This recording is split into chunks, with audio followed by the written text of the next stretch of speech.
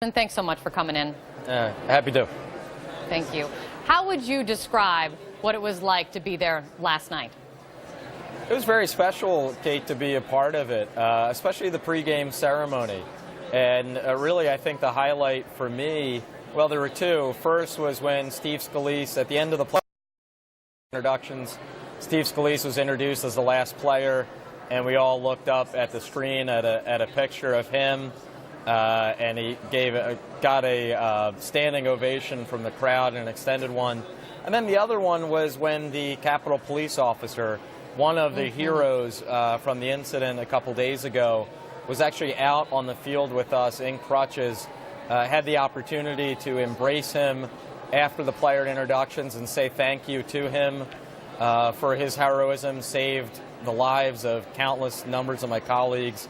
Those are really the two highlights that I'll take away and never forget. Have you noticed a real difference in the Capitol since that shooting took place? There's been a lot of conversation, of course, Congressman, of that things need to change. The rhetoric needs to tone down. Have you felt a difference? Yeah, there's no question. Really, the last 48 hours, you can sense it. And I think that's been pretty unanimous. Each member has felt it as well.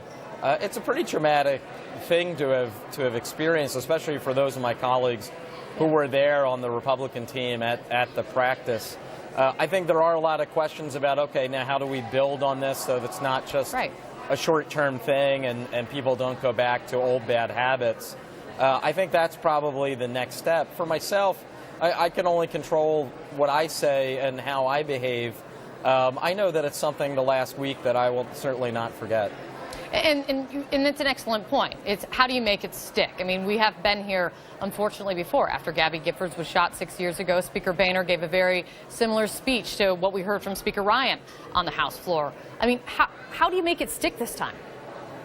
I think we all have a responsibility, those of us in Congress as leaders, the president, the media, and also constituents, too. I mean, I can tell you, even a couple days ago, shortly after the incident happened with Steve Scalise, I know on my Twitter, seeing real vitriol, less of it than you would typically see, but it's still out there. So I think each of us in a free and democratic society has a responsibility to make sure that we behave in a way that's responsible and doesn't incite others. You know, I can feel strongly about an issue and speak out on it, but if you go beyond a certain line, know that that sort of rhetoric might end up leading very unstable people. It might be the thing that pushes them over the edge. Right, but if we're all being honest, we know that does this really change the gridlock in Washington which has put Congress's approval rating, you know, in the tank? I mean, Republicans still want to get rid of Obamacare, just talking about health care, and Democrats still hate the Republican plan to put in its place. I mean, what does unity look like and sound like on Capitol Hill then?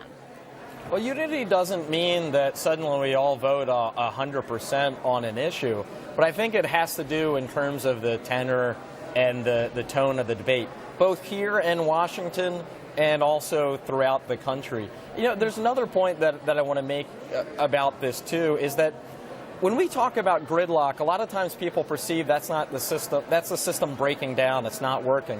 Remember, our founding fathers purposely designed us a system in which it was very difficult to get things done.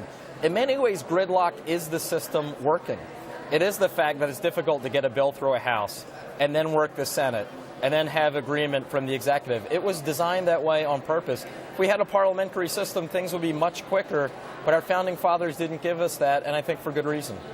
In hearing members of Congress like yourself describe it more that way rather than it's the other side holding everything up, that might be a step in the right direction of what you're talking about, having differences, but letting it tone down and move forward.